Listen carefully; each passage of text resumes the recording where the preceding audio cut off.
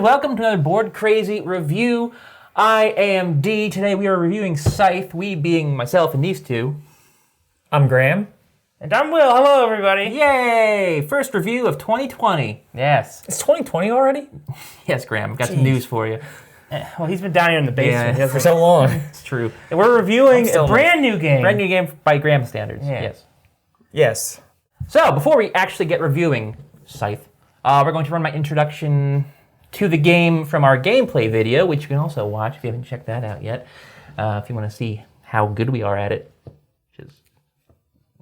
But yeah, there'll be a timestamp listed if you want to skip that though and get right back to us, but here that goes.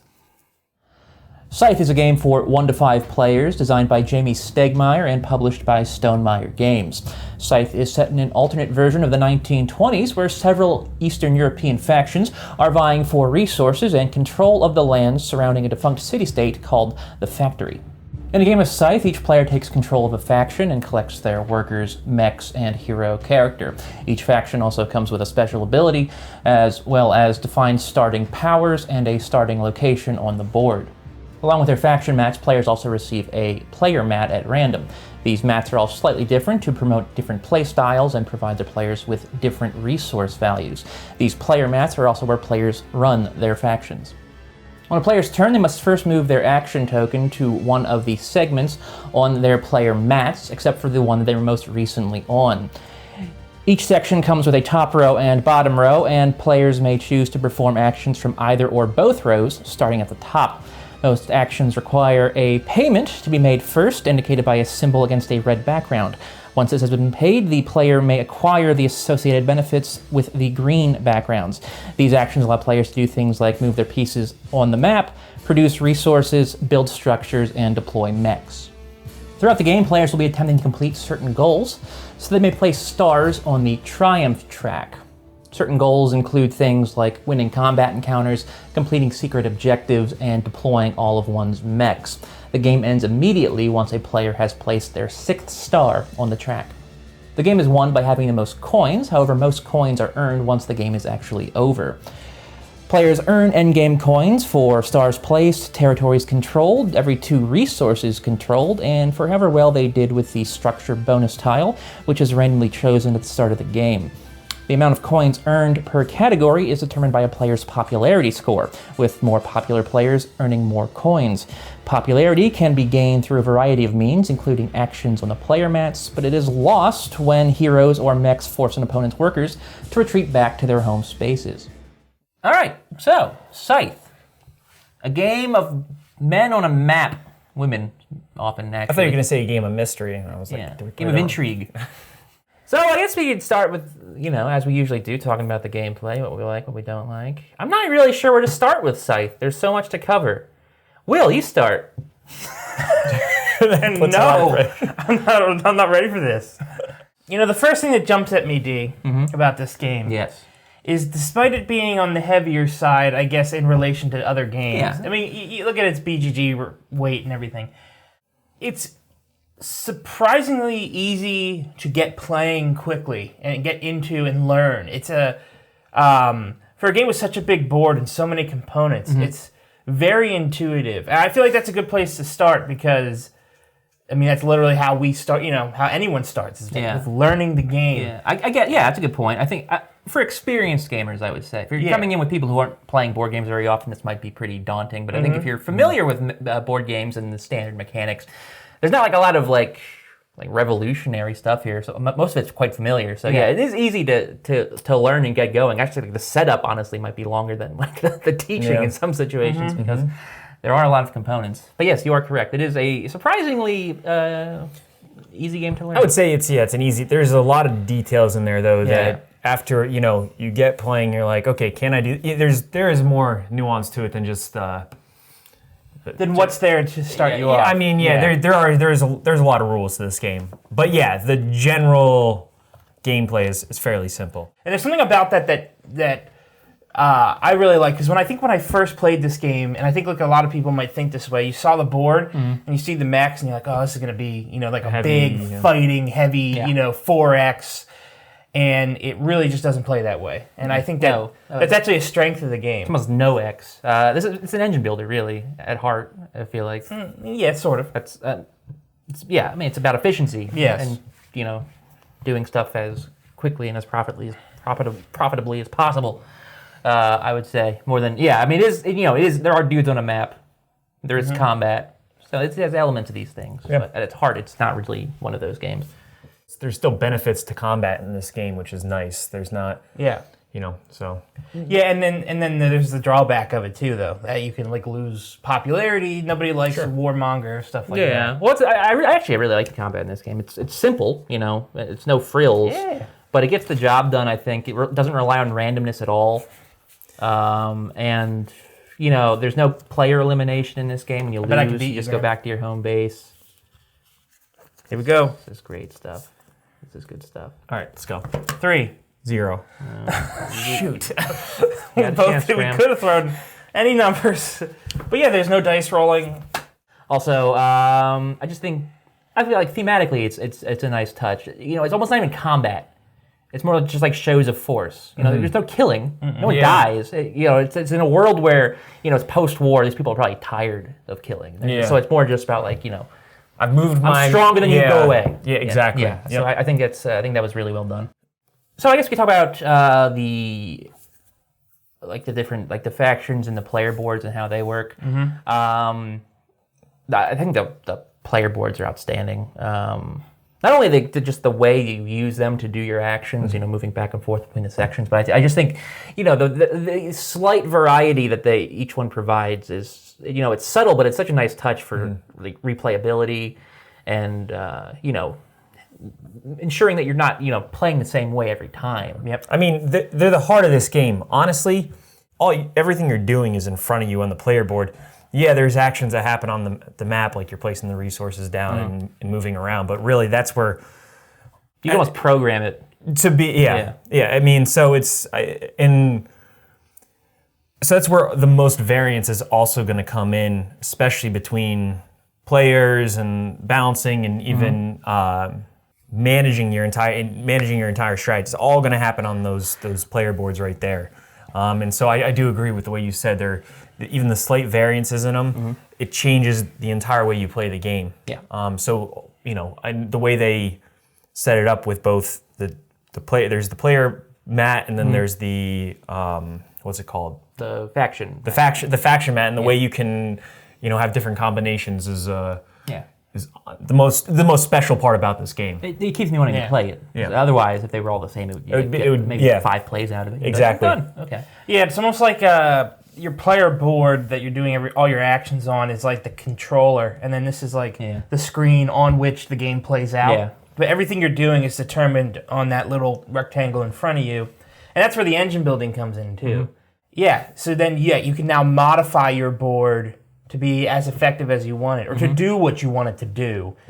For the most part, I think that's really fun. And sometimes you can get a board setup that may not be perfectly ideal for your faction, It's really fun. I don't even hate it, though, when I get kind of a bad player board for my faction, because it's this is interesting.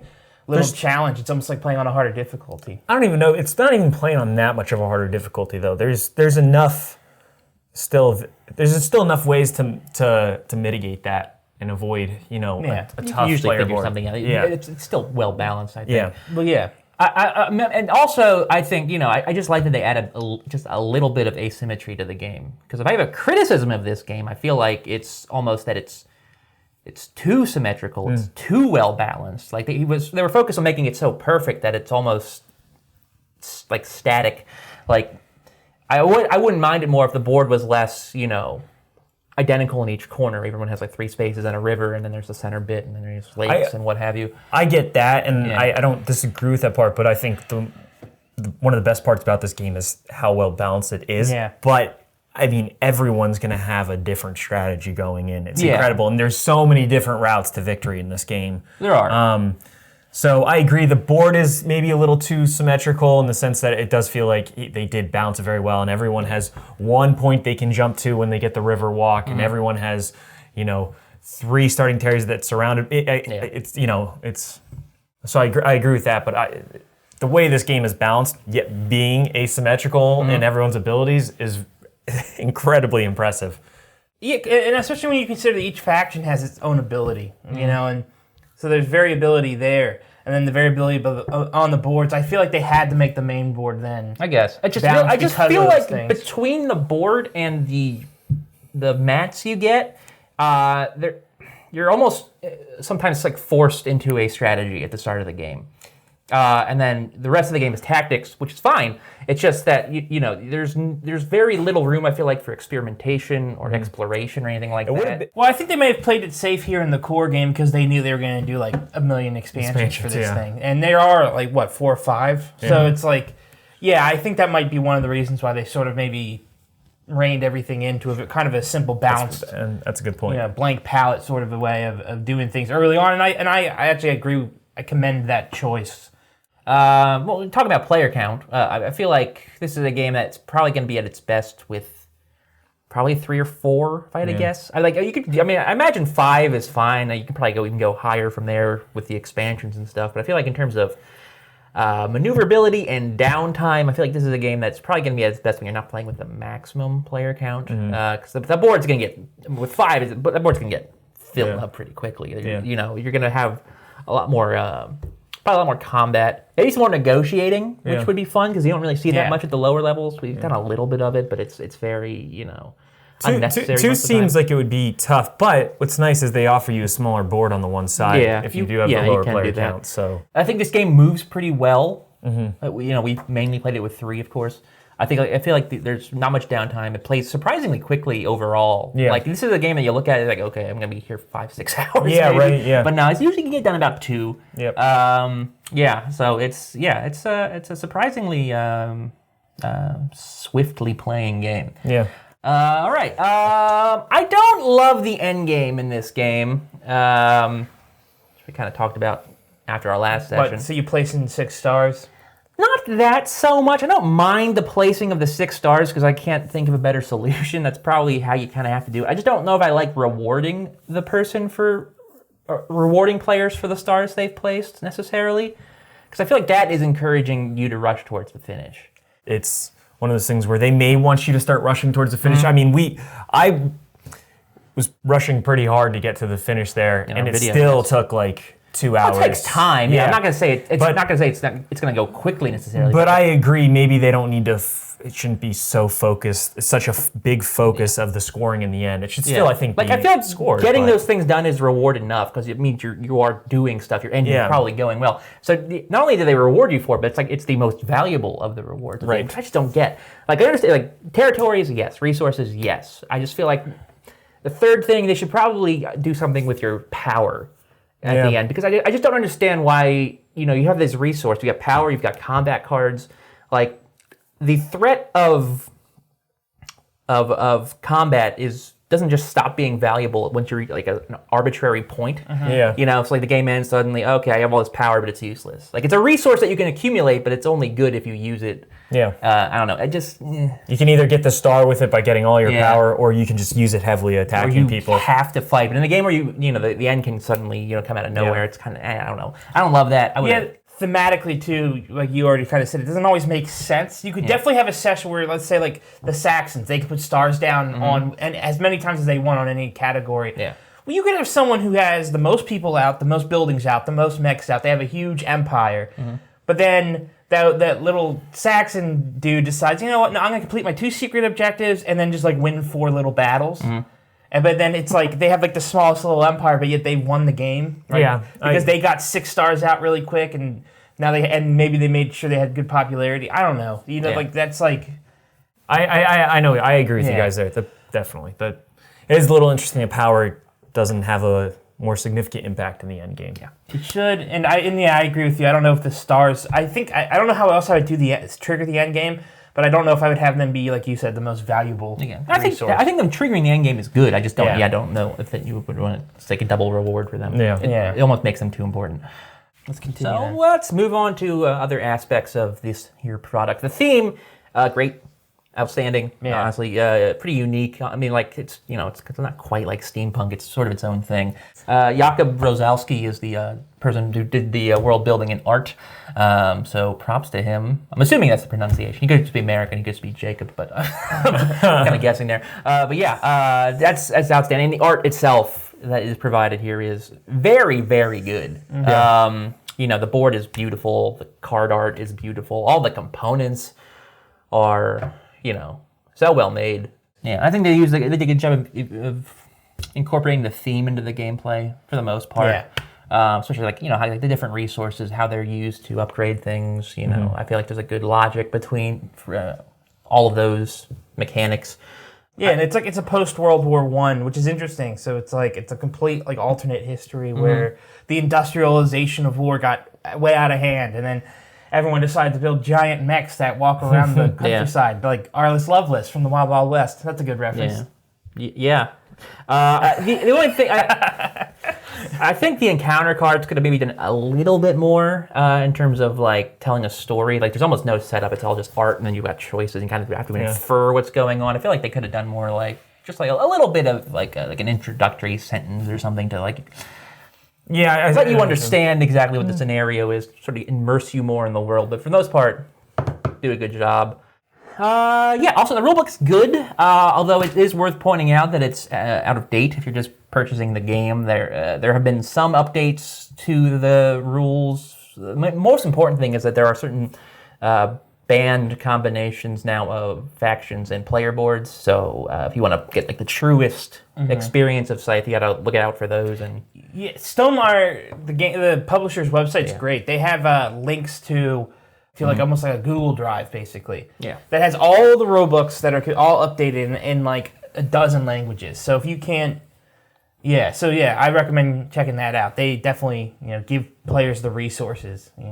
So anything else you guys want to add then before we wrap it up? There's tons of player aids. Yeah, lots of player aids. They also have this cool sheet where you can track who's won and how they've won and what have you. And this isn't it. This isn't the only player aid. This is just one good player reference sheet. But quick reference guide. But there's also in here their cards and stuff that everyone can use that explains every facet of the gameplay. Anyway, let's wrap this up, boys. Let's give this game our scores. Our scientifically derived scores. This is a extremely well-designed, extremely well-produced game. It's not hard to understand why people are so in love with it and have been, for the last 4 or so years. I don't know if I would say I love it, but I do really, really like it, and I definitely have not had my fill with it yet. I want to keep playing. I want to keep trying different strategies. I'm going to give this game 4 stars out of 5. It's so well designed, like you said, so well produced. The components are great. The artwork's great. There's so much replayability here. Yeah, I'm going to give it 2 thumbs up because it's also, this is the base game. There's so many expansions out there that I want to try. There's no way. I mean, if it's this good at the base game with that many more expansions, it's a top-notch game. Yeah, it's a very, very good game. I think we all have established that. The only disconnect sometimes is what kind of Dee said with the stars and how sometimes a seemingly powerful nation can lose because of the endgame condition. But if it weren't for that, I think I would absolutely love it. But I still really like it. Okay. And I'm going to give it an A-. All right. Yeah. Some good scores here. Yeah. Once again, I think we should mention that those scores... Oh, yeah, we should mention. Yeah. Are arbitrary. They're they're inspired by our feelings. Yeah, they're inspired by our feelings, but they're meant to represent them. They're not guys, focus on what we said in the review. Is our top 10 list already out of date? That was our review of Scythe. I hope you enjoyed it. Thank you for watching, sticking with us. If you were watched to the end here, you can, of course, if you enjoyed this video, give us a thumbs up. You can comment your thoughts on the game, your thoughts on our thoughts on the game. Whatever you want. Give us a subscription if you haven't yet. If you want more reviews like this every Wednesday for the games we play on Friday. Come back Friday. Yeah, come back in a couple days. We're going to be playing something a bit more contemporary. Not that this isn't contemporary. Not this old crap. Yeah, not this old hogwash. But yeah, thank you for watching, and until next time. Bye. Bye.